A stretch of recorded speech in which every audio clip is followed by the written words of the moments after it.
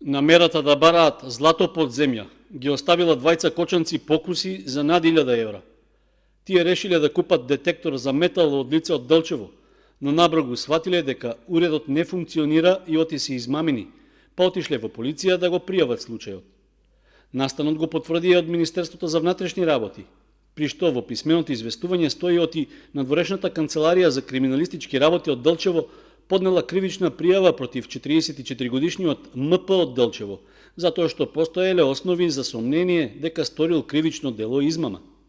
Во периодот од 10 до 14 мај оваа година, пријавениот се представил како лице со име Зоран и тврдел оти поседува фирма за продажба на детектори за метал со можност да открива и злато.